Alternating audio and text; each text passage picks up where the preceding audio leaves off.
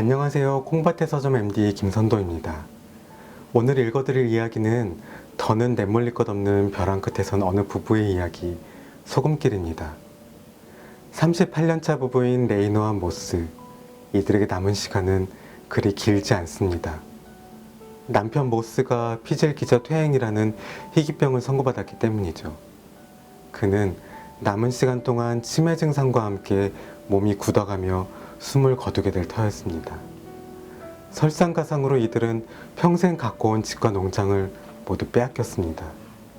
다른 희망이 없던 부부는 1000km가 넘는 길을 묵묵히 걷기로 합니다.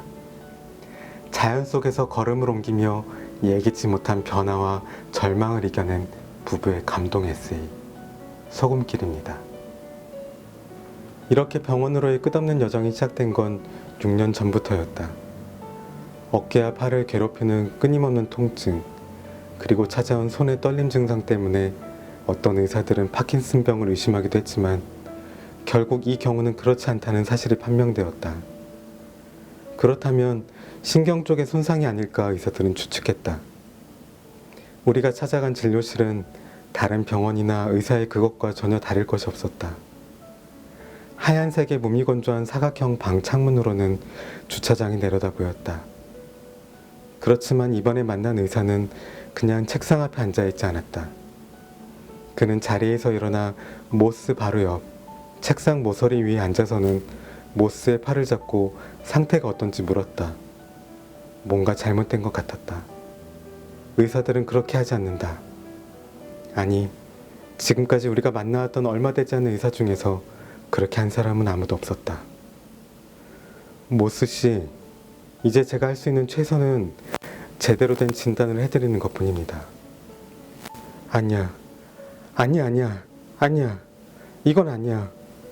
더 이상 아무 말도 하지 마.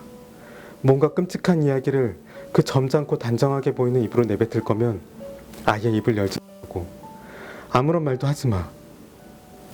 아마도 뇌 피질 기저 퇴행 증상 같군요. 물론 그 진단 내용에 대해서 완전히 절대적으로 확신할 수는 없지만요. 검사로서는 알 수 없으니 이후 발생하는 상황에 따라서만 확실하게 확인할 수 있습니다. 이후에 발생하는 상황이라고요?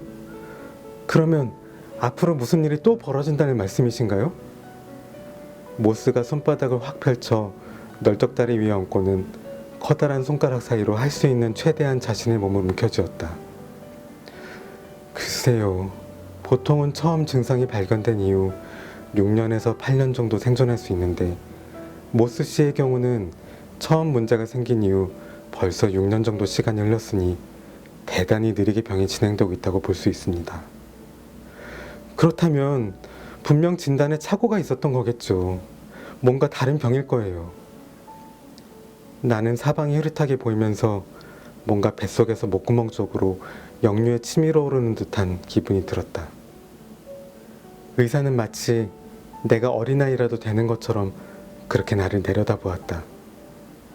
그러더니 이 대단히 드물게 발생하는 뇌질환에 대해 계속해서 설명을 하려고 애를 썼다. 그 병은 내가 10대 시절부터 사랑해온 이 아름다운 사람의 생명을 갉아먹으며 그의 육체를 파괴하고 급기야 그의 정신마저 치매와 같은 상황으로 몰고 가다가 마침내 자신의 침마저 제대로 삼키지 못하는 상황 속에서 질식해 죽게 만들 수 있는 무서운 병이었다.